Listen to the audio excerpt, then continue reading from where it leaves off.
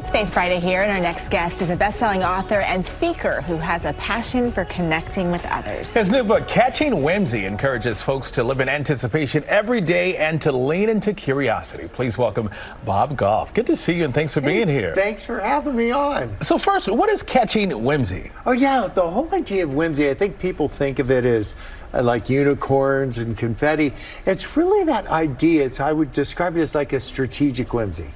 Like you're living in anticipation, you're leaning forward and you're saying, what might happen next? And I think for sometimes in our air supply, we've lost that because people are stressed out. They're not thinking of that like kind of childlike faith anymore. And I want this book to be a tap on the shoulder to have us remember like the importance of just engaging with wonder. I can give you a great example.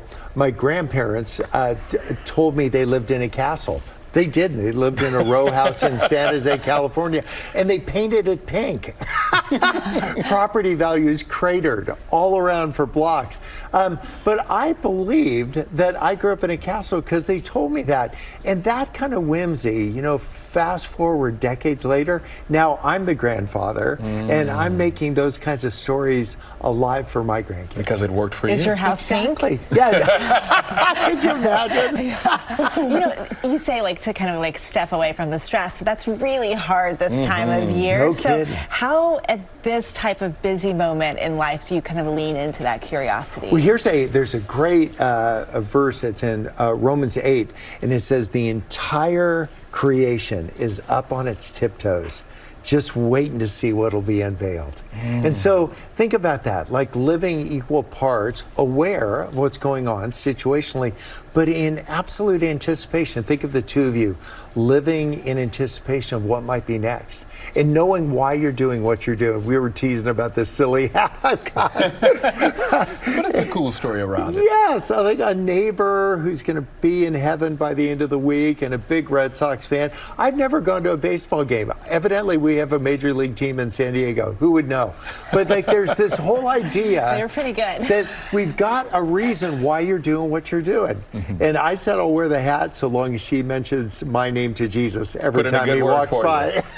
Speaking of a good word, can you give us some sort of wisdom, some words of wisdom for, to wrap up this week?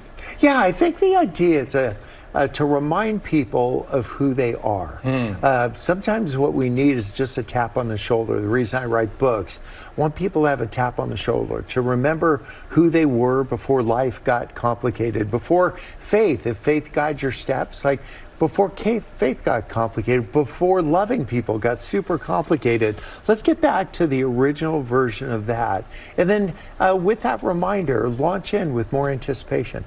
Heaven is up on its tiptoes, just waiting to see what will happen next. Oh, I love that. All right, Bob, thank you very much. We appreciate it, man. And by the way, you can pre-order Catching Whimsy by scanning the QR code at the bottom of your screen to purchase a copy. Good luck to you. Thanks.